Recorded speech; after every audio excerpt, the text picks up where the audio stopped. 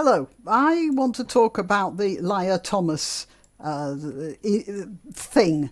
And this is the Associated Press. Atlanta, Lia Thomas took control in the final 100 yards of the 500-yard freestyle to make history. Yeah, well, I wouldn't call it to make history, actually. Thursday, as the first transgender woman to win an NCAA swimming championship. That's not a transgender woman. That's a man. May look like a woman. It's a man. Hang on. Where are the pictures of that woman's shoulders? I'll find a picture. Thomas, the University of Pennsylvania senior who entered the NCAA Women's Swimming and Diving Championships as the top seed, had a season best time of 4 minutes, 33.24 seconds. I didn't have a whole lot of expectation for this meet. Neither did I. Virginia's Emma Weyant was second at 4 minutes and 34.99 seconds. She was first. She was first in a women's competition. Right. And they are reporting this as if this person was a woman. Now, I want to... Oh, and here is a nice picture of the aftermath of that, where you got the women who should have been first, second and third are standing all together in the third place. And there's Lia Thomas there in first place, looking incredibly pleased with himself. Now, in the light of that, I was impressed by this tweet, which I think may have given me a key into this.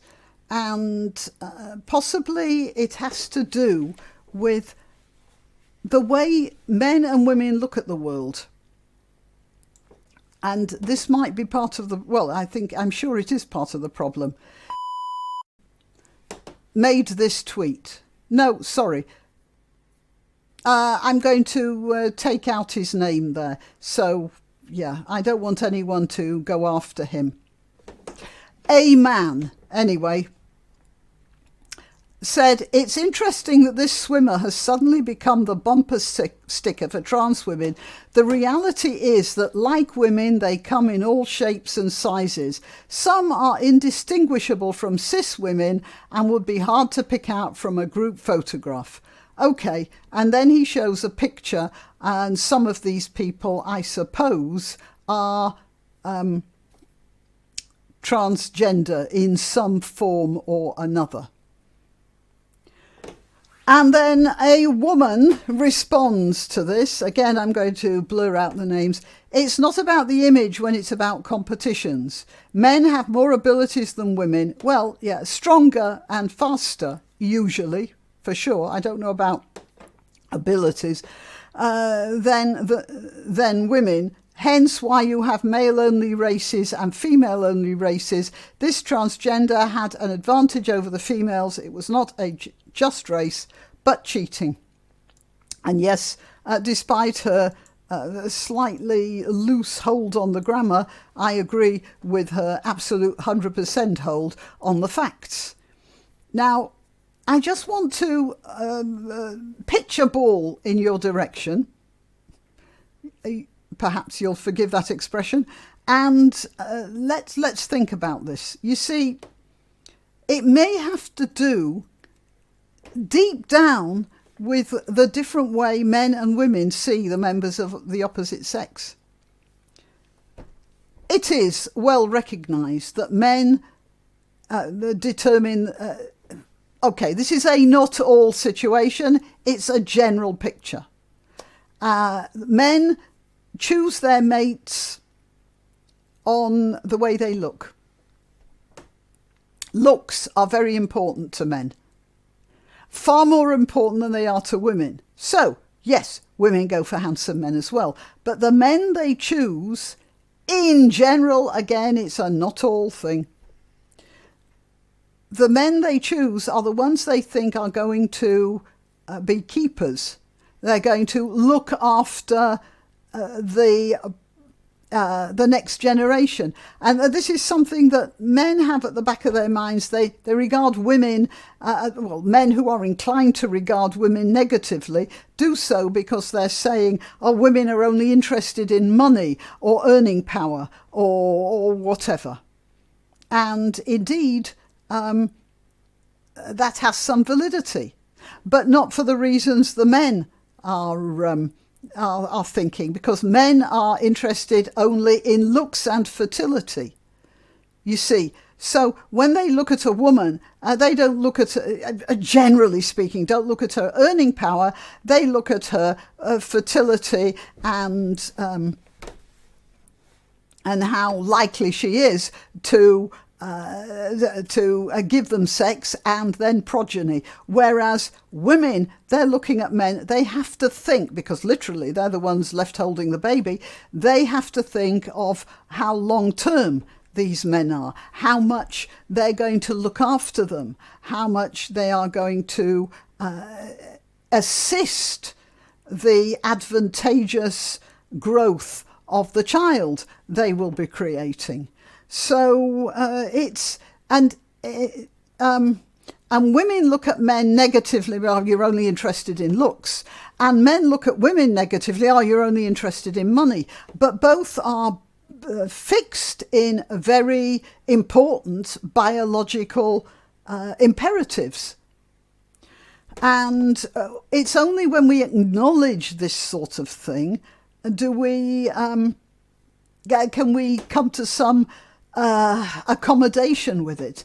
Now, this tweet is sort of interesting because this man is talking about the way transgender women look, not what they are. Whereas the woman underneath is talking about what they are rather than what they look like. And so we have here the problem of why there are so many men standing up for transgender women. They might not actually feel sexually attracted to them, but they feel like they look like women, so should be given that particular slot in the world. Whereas women are looking at these transgender men and saying they're not women. And that is the problem of perception. And although we have a lot of sophistication that layers on top of this perception, deep down, that's where our emotional sympathies are. And I think that might be part of the problem. I'm not saying that, I'm not arguing for right or wrong here. I'm just talking about what the problem might be in many ways. Okay, certainly I don't think that transgender women, whatever their physical outward appearance is, that they should be allowed to compete against women who were born female, because it's just not fair. I mean, it's well, yeah, you get people saying life isn't fair. I don't think people who are born as males and grow up as males should be allowed to compete against people who are born as females and brought up as females. The physical disparities are just too great. We should know there is a difference, and we should acknowledge there's a difference. What I was talking about here was a matter of sort of emotional connection rather than physical reality. Okay, well, yep, that's my thoughts on this transgender business so far. And I am Graniopteryx. I am to be found on YouTube, Rumble, BitChute and Minds. I notify of uploads at Graniopteryx on Twitter, Gab and Parler. Please click the like button, share the video and make sure your subscription is still active. And I'll see you next time.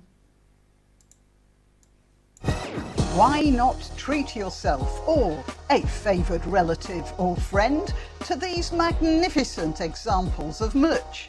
The mugs and t-shirts come in the Graniopteryx design or Granbo with a firearm or the more deadly knitting needles. Go to www.graniopteryx.com and whatever platform you're watching this on, please click like, subscribe and share.